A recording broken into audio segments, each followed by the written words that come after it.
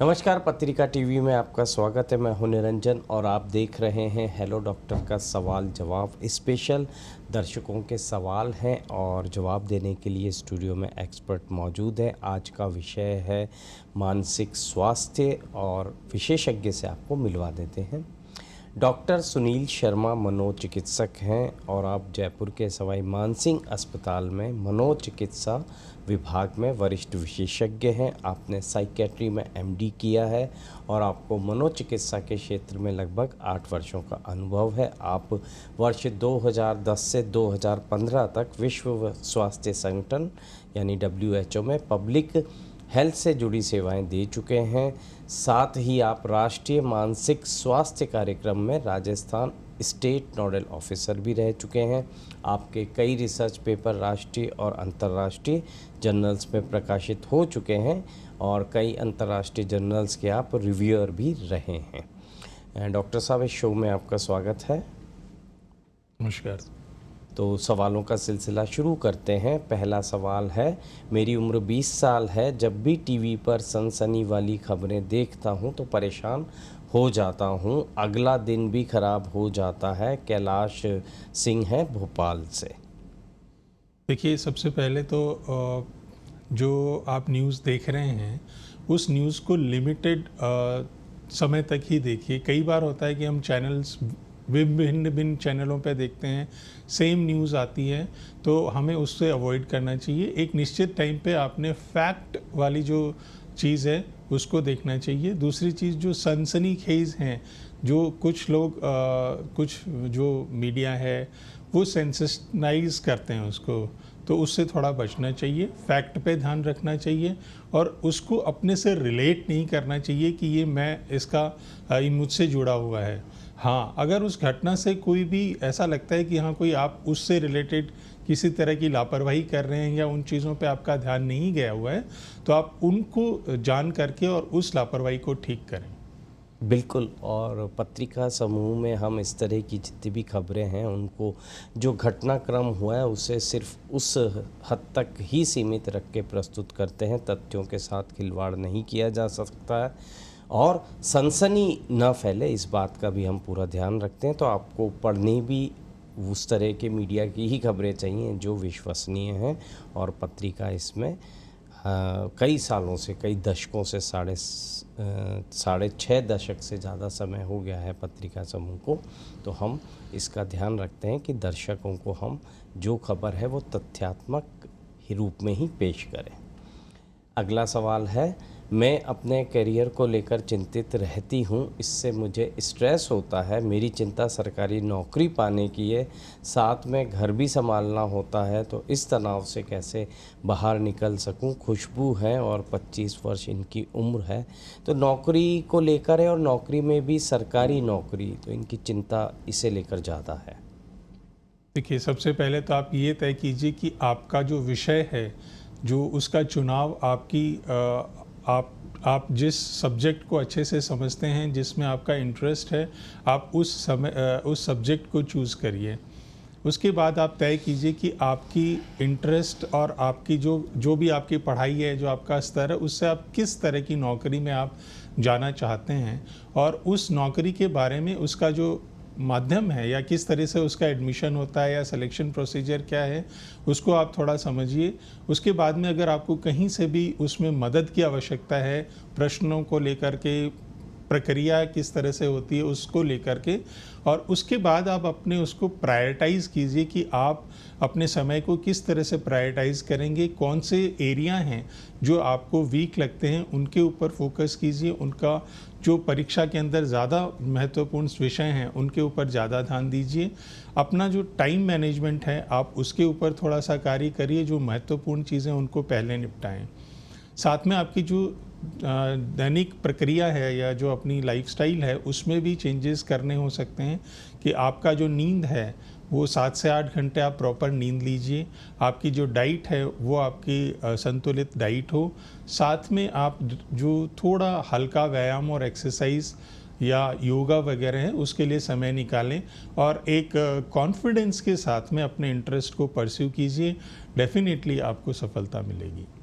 बिल्कुल। अगला सवाल है, मेरी उम्र 50 वर्ष है, पिछले कुछ महीनों से अवसाद की स्थिति है। अच्छी सैलरी और नौकरी होने के बाद भी लगता है कि जीवन में कुछ बचा नहीं है।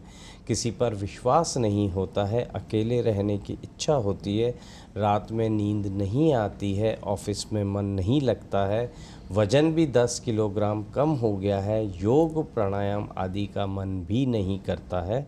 ये एक दर्शक का सवाल है। देखिए, जिस तरह के लक्षण आपने बताए हैं उससे लग रहा है कि आप अवसाद से पीड़ित हैं।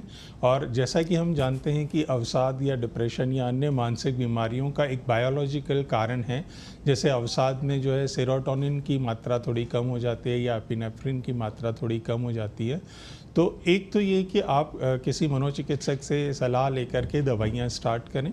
साथ ही आप अपने परिवार के अंदर या अपने मित्रों के अंदर आप ऐसा व्यक्ति तलाश कीजिए जिससे आप अपने मन की संपूर्ण बात शेयर कर सकें और उनका मदद आप ले सकते हैं। इसके अलावा जो है वो आप CBT जो अपन बोलते हैं, कॉग्निटिव बिहेवियरल थेरेपी, उससे भी आपको फ़ायदा हो सकता है। ये मेडिसिन के साथ साथ में या केवल CBT भी, लेकिन ये आप अपने मनोचिकित्सक से सलाह के अनुसार आप इसका वो कर सकते हैं, इलाज होगा इससे। बिल्कुल। अगला सवाल है, कुछ दिनों पहले मैंने नशा किया था, इसके बाद से दिमाग के दाएं तरफ की नस कभी-कभी फूलने लगती है। यह किस प्रकार का मानसिक रोग है? धर्मराज जी का सवाल है ये, जयपुर से। देखिए, हम जानते हैं कि जो नशा है उसके लॉन्ग टर्म और इमीडिएट इफ़ेक्ट बहुत होते हैं। उसमें अवसाद है, एंजाइटी है या साइकोसिस जैसी चीज़ें होने की संभावनाएं साथ में रहती हैं। और इसलिए हम बार बार समय समय पे अवेयरनेस के तौर पे लोगों को ये कहा भी जाता है कि एक्सपेरिमेंट के तौर पर भी, प्रयोगात्मक रूप से भी एक बार भी नशे की जो है वो उसकी ओर ना जाएं कि हम एक बार करके देखते हैं उससे कुछ नहीं होगा। बहुत सारी रिसर्चेज ये कहती हैं कि एक बार आपने ट्राई किया है, कम मात्रा में भी ट्राई किया है, तो उसके दूरगामी दुष्प्रभाव हो सकते हैं। तो ये जो आप बता रहे हैं, हो सकता है कि ये डिप्रेशन या एंजाइटी के लक्षण हो। आप इसके लिए अपने मनोचिकित्सक से संपर्क करें और इलाज करवाएं, और आगे भी आप लोगों को इस चीज़ के बारे में अवेयर करें कि इस तरह का प्रयोग ना करें। अच्छा, इन्होंने ये भी बताया है कि इनके दिमाग की नस जो है वो फूल सी गई है, तो क्या ये तात्कालिक ऐसा कुछ होता है ऐसा? देखिए, हो सकता है कि उस किसी भी नशे का हमें फिज़िकल जो एडवर्स इफ़ेक्ट है, क्योंकि नशा भी एक तरह से दवाई है और उसका कोई हार्ट पे या किसी तरह से हो सकता है कि उसका फ़र्क हो, तो हम उसकी जांच कराने के ऊपर और उसको फिज़िकल एग्जामिन करने के बाद ही अपन कुछ कह सकते हैं कि वो जो आप बता रहे हैं वो नस किस तरह से है, उसका कितना फुलावट है, वो धड़कन के साथ बढ़ती है, घटती है, दिखाई दे रही है या केवल महसूस हो रही है।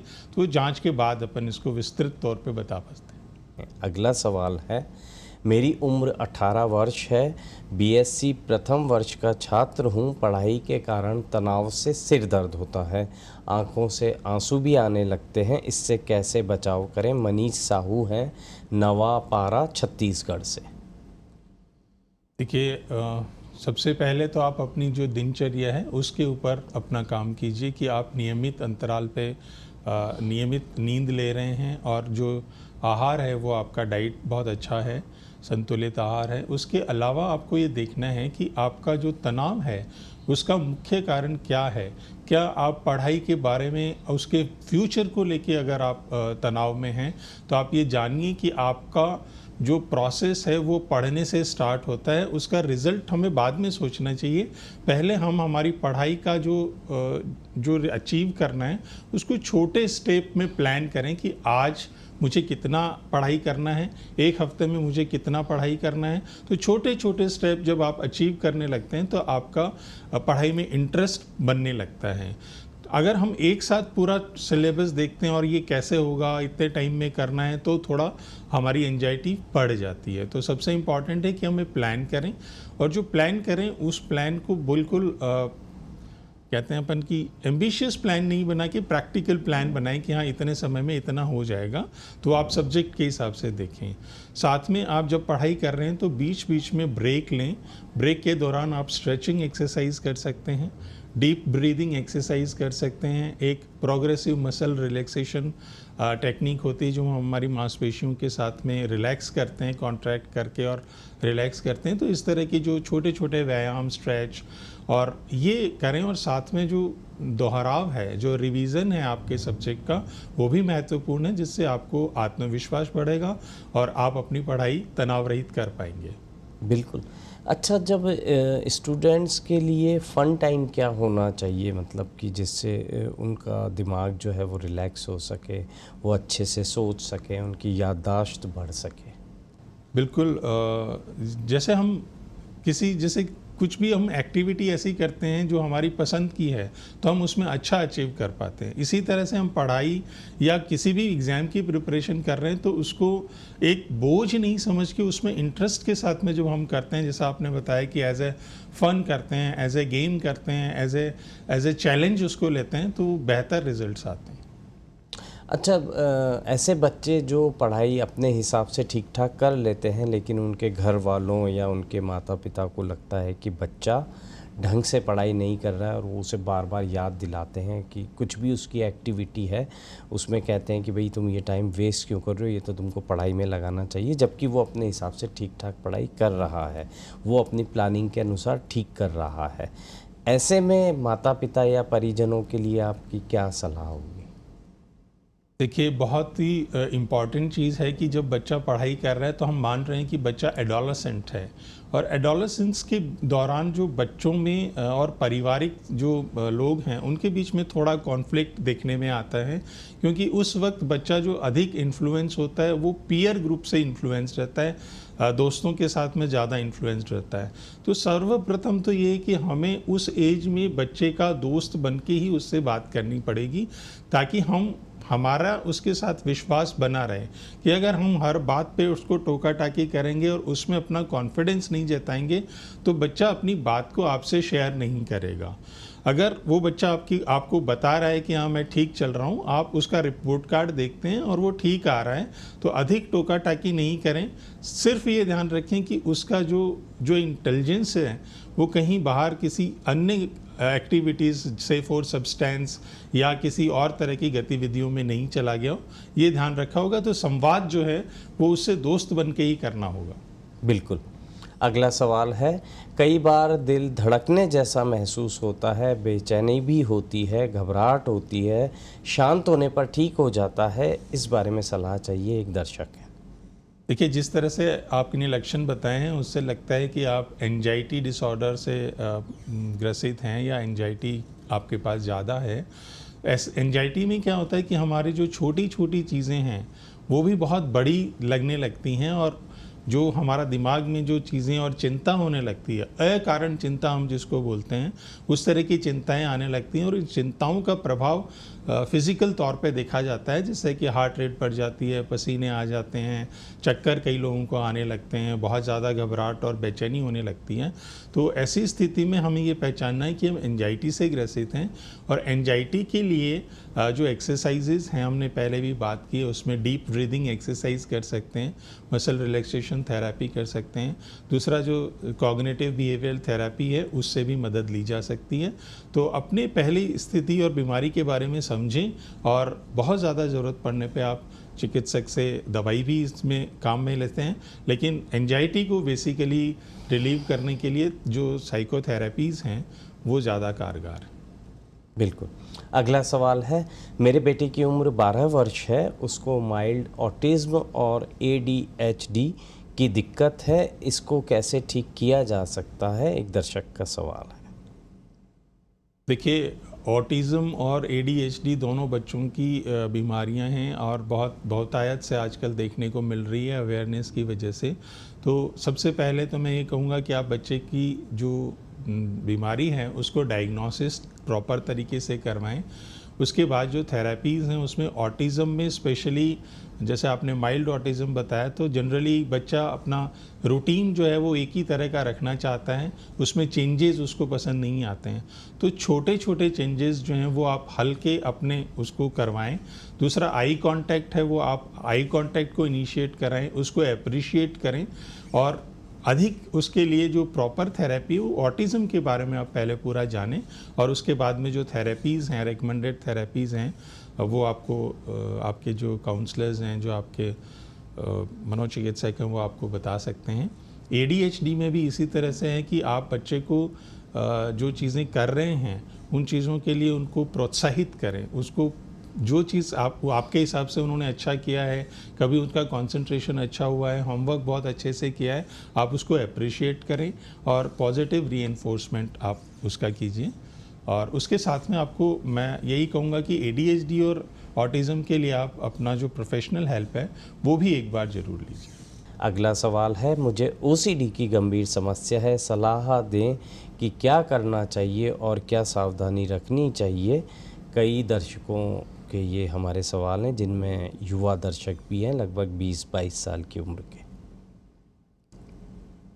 जैसा आपने बताया कि आपको गंभीर OCD है, तो गंभीर OCD में हम मेडिसिन्स की आवश्यकता रहती है, और SSRI मेडिसिन्स जो हैं वो अभी अवेलेबल हैं, और आप अपने मनोचिकित्सक से उनके लिए संपर्क करें और दवाइयाँ लें। साथ में जो थेरेपीज़ हैं उसमें दो तरह की जो OCD से संबंधित विकार हैं, कि एक तो विचारों से संबंधित होता है, एक हमारा कंटैमिनेशन से संबंधित होता है। जो कंटैमिनेशन, बार बार हाथ धोना, साफ़ सफाई के प्रति अधिक वो जागरूक रहना, चीज़ों को बार बार चेक करना, उसमें हम एक्सपोजर रिस्पॉन्स प्रिवेंशन थेरेपी होती है कि आपकी जितनी भी ये ऑब्सेशंस हैं उनको लिख के प्रायोरिटाइज करके कम सीवियरिटी वालों को पहले हैंडल करते हैं, और जो उन चीज़ों के साथ एक्सपोज किया जाता है और उसके जो रिस्पॉन्स आप उसमें करते हैं उसको रोका जाता है, और ये देखा जाता है कि उससे एंजाइटी में कमी आ रही है, तो धीरे धीरे करके आप सारे जो सिम्टम्स हैं उनके साथ में ये थेरेपी की जाती है। दूसरा माइंडफुलनेस है कि आपके विचार आ रहे हैं लेकिन आप उन विचारों से प्रभावित नहीं हों, ऐसी प्रक्रिया आपको सिखाई जाती है, जिसको माइंडफुलनेस कहते हैं। इसके अलावा CBT भी OCD में की जाती है, तो मेडिसिन प्लस थेरेपी दोनों आपको इसमें कारगर होती हैं। बिल्कुल। अगला सवाल है, मेरी बेटी की उम्र 3 वर्ष है, वह चल नहीं पाती है। डॉक्टर ने बताया है कि उसके दिमाग में दिक्कत है, जब वह पैदा हुई थी तो रोई नहीं थी, मुझे क्या करना चाहिए। बीकानेर से महिला दर्शक हैं, उनका सवाल है। देखिए, जिस तरह से आपने बताया है कि जन्म के समय से ही बच्चे को प्रॉब्लम है, तो 2-3 तरीके से चीज़ें हो सकती हैं कि CP बोलते हैं अपन, सेरेब्रल पाल्सी एक होता है, जिसमें बर्थ के टाइम एस्फेक्सिया यानी ऑक्सीजन की कमी सिर में हो जाती है, तो उसका जो डेवलपमेंट है वो पूरा नहीं हो पाता है, और उसकी वजह से जो ब्रेन की कंट्रोलिंग जितनी मसल्स होती हैं वो प्रॉपर कंट्रोल नहीं कर पाती हैं।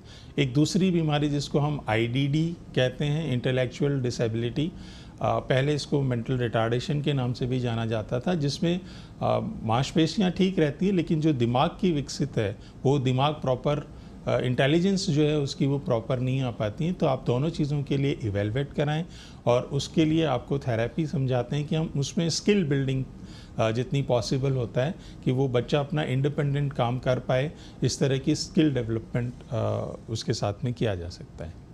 तो ये बीकानेर से सवाल है, तो बीकानेर में इनको सरकारी क्षेत्र में कहाँ से मदद मिल सकती, मतलब कौन सा अस्पताल है? जी बिल्कुल, आप बीकानेर में मेडिकल कॉलेज जो सरकारी अस्पताल हैं वहाँ पे आप जाएं, पूरा मनोरोग विभाग है, वहाँ पे आपकी ज़रूर असेसमेंट हो जाएगा और आपकी पूरी हेल्प होगी। बिल्कुल।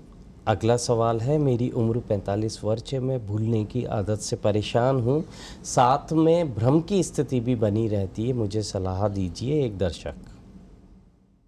देखिए, भ्रम की स्थिति और जो याददाश्त में कमी के कई कारण देखने में मिलता है। जो मिडिल एज आपने बताया है, सबसे पहले तो आप ये देखें कि कहीं आप अवसाद में तो नहीं हैं। कई बार बहुत अवसाद और एंजाइटी में भी हम शूडो डिमेंशिया जैसी स्थिति होती है कि भ्रम रहता है और उनको लगता है कि हाँ मेरी याददाश्त कमज़ोर हो गई है।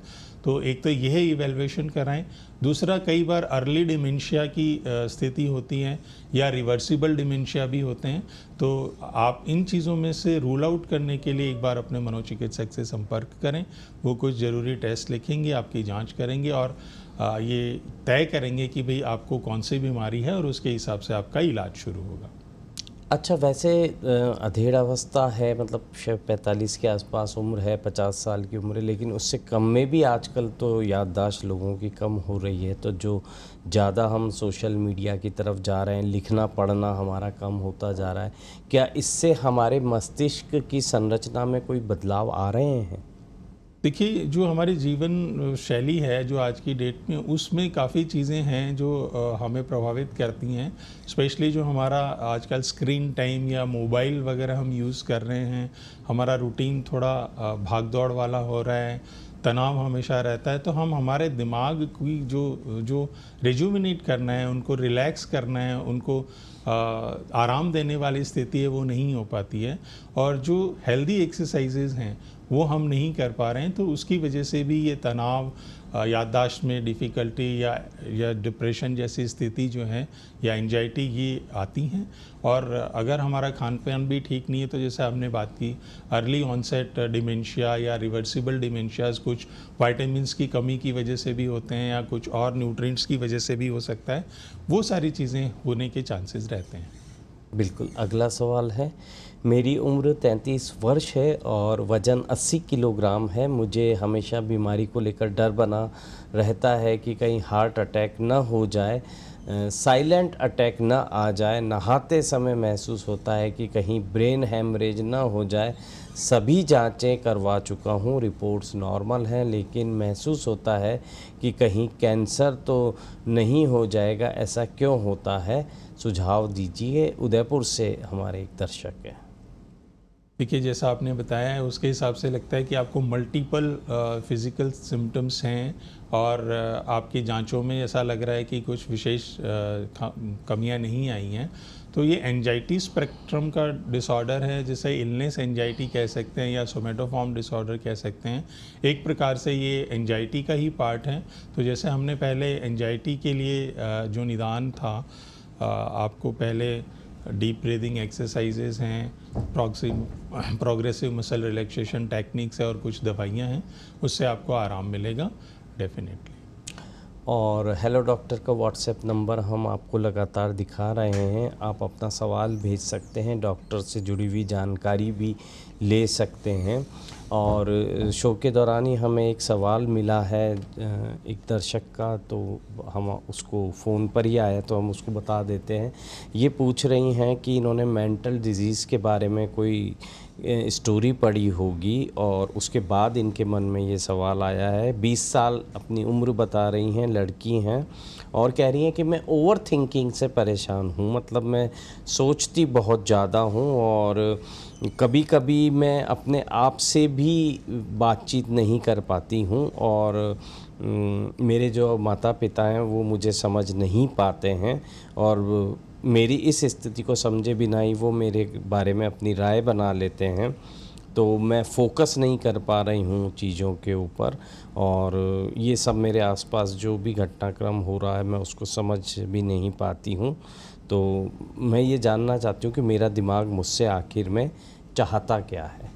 20 साल की लड़की है, उनके देखिए, जो आपने बताया है उसमें ऐसा लगता है कि आप सबसे पहले तो अपने परिवार के साथ संवाद स्थापित कीजिए।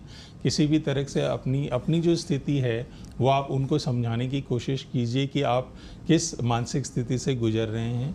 दूसरा, जो लक्षण आपने बताए हैं उसमें दो पॉसिबिलिटीज़ हैं। एक ओसीडी की, जैसे एक तरह के विचार अगर बार बार आते हैं तो हम उसको ओसीडी की तरफ देख सकते हैं कि उसको और इवेलुएट किया जाए, या एंजाइटी जो अपन ने बात की, जनरलाइज्ड एंजाइटी डिसऑर्डर में भी इस तरह की चीज़ें होती हैं।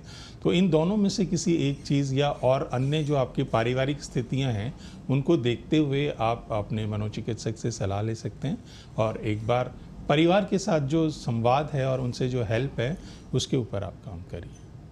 बिल्कुल। अच्छा, आपने एक साइकोथेरेपी का जिक्र किया था, तो इसमें क्या होता है?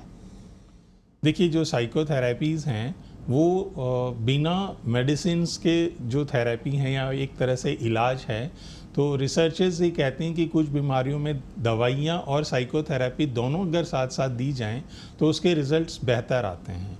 साइकोथेरेपी, अलग अलग तरह की साइकोथेरेपीज़ हैं, किस तरह का रोग है उसके आधार पर।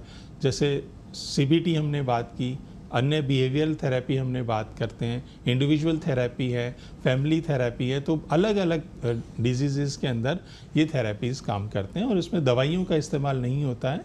जो आपके क्वालिफाइड थेरेपिस्ट होते हैं वो आपकी थेरेपीज़ करते हैं। बिल्कुल। तो आपको मानसिक समस्या किसी भी तरह की है तो उसमें संकोच ना करें और मनोचिकित्सक या एक सर्टिफाइड चिकित्सक की सलाह ज़रूर लीजिए। सोशल मीडिया और इंटरनेट पर दिखाए जा रहे नुस्खों को अपने मन से ना आजमाएं, कोई भी दवा अपने मन से ना लें। डॉक्टर सुनील शर्मा जी को हम धन्यवाद कहेंगे, उन्होंने दर्शकों के सवालों के जवाब दिए और उन्हें उपयोगी टिप्स और सावधानियां भी बताई। हेलो डॉक्टर में आज के लिए बस इतना ही। कल फिर मिलेंगे। देखते रहिए पत्रिका टीवी और रखिए अपनी सेहत का ख्याल। नमस्कार।